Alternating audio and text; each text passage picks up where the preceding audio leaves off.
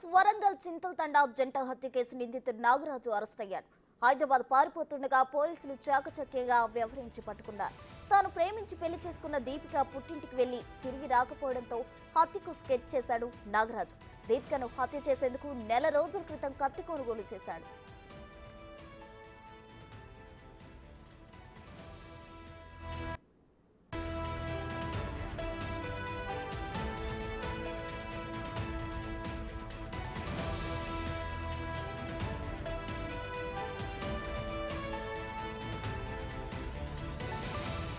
ముందస్తు ప్లాన్ ప్రకారం అర్ధరాత్రి నిద్రిస్తున్న సమయంలో కత్తితో వచ్చి దీపికను మర్డర్ చేసేందుకు ప్రయత్నించాడు నాగరాజు. దీపిక కేకలు వేయడంతో అడ్డు వచ్చిన దీపిక తల్లిదండ్రులు శ్రీనివాస్, సుగుణలను నరికి చంపాడు. అనంతరం దీపిక సోదరుడు మదన్ లాల్ పై దాడికి యత్నించగా వారు తప్పించుకున్నారు. ఈ క్రమంలో వారికి తీవ్ర గాయాలవుగా ఆసుపత్రిలో చికిత్స పొందుతున్నారు. నిందితుడు నాగరాజుపై BNS 333, 103, 109 సెక్షన్ల ఆర్మ్స్ యాక్ట్ కింద కేసు నమోదైంది.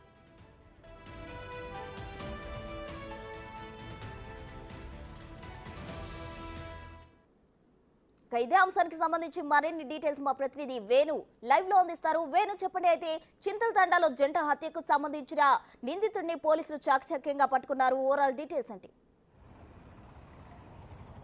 ఎస్ ప్రసూన, మొన్న రాత్రి 1:45 ప్రాంతం లోపల ఆ దీపిక తను ప్రేమించి పెళ్లి చేసుకుని విడిపోయినటువంటి తనను చంపడానికి వెళ్లడంతో అక్కడ ఆమె గాయాలతో తప్పించుకుంది. అక్కడ అడ్డుకోవడానికి వచ్చినటువంటి ఆమె తల్లిదండ్రులు శ్రీనివాస్, సుగుణ ఇద్దరిని కూడా కిరాతకంగా నరికి అక్కడే చంపడం జరిగింది. తర్వాత గ్రామస్తులందరూ మేల్కొని అడ్డుకునే ప్రయత్నం చేయడంతో అక్కడ నుంచి పారిపోయాడు. ఆ పారిపోయిన వ్యక్తి తనకు సొంత గ్రామం మహబూబాబాద్ జిల్లాకు సంబంధించిన గుండెంగ గ్రామం, తన అమ్మమ్మ ఇంటి వద్దే ఉంటున్నాడు. అక్కడికి వెళ్ళి ఆ గుండెంగ గ్రామంలో ఒక ప్రభుత్వ స్కూల్ లోపలే అక్కడే నిద్రించి కత్తి కూడా అక్కడే పడేయడం జరిగింది. దాన్ని పోలీసులు కూడా స్వాధీనం చేసుకున్నారు. ఇక అక్కడి నుంచి తెల్లవారుజామున తప్పించుకునే ప్రయత్నం చేయగా కూడా పోలీసులు దాదాపు 4 టీంలు ఏర్పాటు చేసి హైదరాబాద్కు పారిపోతుండగా అతన్ని రాత్రి 9 గంటల ప్రాంతం లోపల అదుపులో తీసుకున్నట్లు తెలుస్తుంది. అతనిపై 333 అంటే దాడి కోసం ప్రిపేర్ అయ్యి ఒక ఇంట్లోకి చొరబడ్డం, అదేవిధంగా BNS సంబంధించిన 103 మర్డర్ సంబంధించి, 109 అటెంప్ట్ మర్డర్ సంబంధించి శ్రీనివాస్ సుగుణలను చెప్పాడు కాబట్టి మర్డర్ కింద, అదేవిధంగా దీపిక,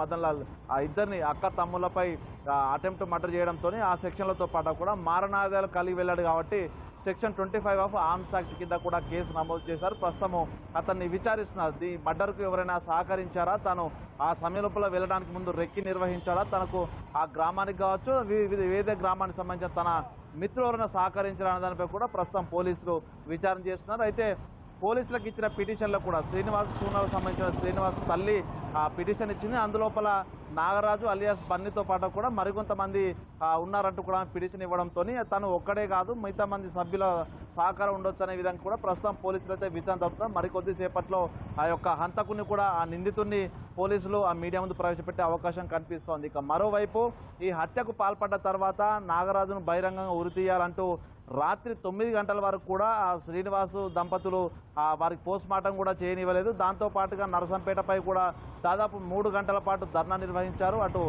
లంబాడ హక్కులకు సంబంధించినటువంటి యూనియన్ నేతలు, అదేవిధంగా ప్రతిపక్ష పార్టీకి సంబంధించిన నేతలు కూడా రోడ్డుపై బైఠాయించి తక్షణ న్యాయం కావాలంటూ కూడా డిమాండ్ చేస్తూ పోస్ట్ మార్టమే దాదాపు 9 గంటల 15 నిమిషాలకు పోస్ట్ మార్టం పూర్తి చేసి నిన్న అర్ధరాత్రి దహనం పూర్తయ్యాయి. కానీ ప్రస్తుతం ఈ ఇద్దరు దీపిక, ఆ యొక్క నాగరాజుకు పెళ్లి చేసుకున్న దీపిక, తనతో పాటు ఆమె సోదరుడు మదన్ లాల్ కూడా ఇద్దరు కూడా ప్రస్తుతం అయితే కొంచెం తీవ్ర గాయాల పాలైన నిన్న అంత్యక్రియల కోసం అయితే డిశ్చార్జ్ చేసినప్పుడు కూడా ప్రస్తుతం హన్మకొండలో ప్రైవేట్ ఆసుపత్రి చికిత్స పొందుతున్నారు. అయితే ఇట్లాంటి ఘటనలు జరగకుండా ఉండడానికి కఠిన శిక్షలు విధిస్తేనే భయభ్రాంతులకు గురవుతారు, ఇట్లాంటి ఘటనలు జరగవంటూ కూడా స్థానికులు అయితే డిమాండ్ చేసిన పరిస్థితి కనిపిస్తోంది. దీనిపై ఇవాళ సాయంత్రం లోపు మహబూబాబాద్ సంబంధించిన ఎస్పీ కూడా ఒక ప్రెస్ మీట్ పెట్టే అవకాశం అయితే కనిపిస్తూ ఉంది. ప్రస్తుతం థ్యాంక్ యూ.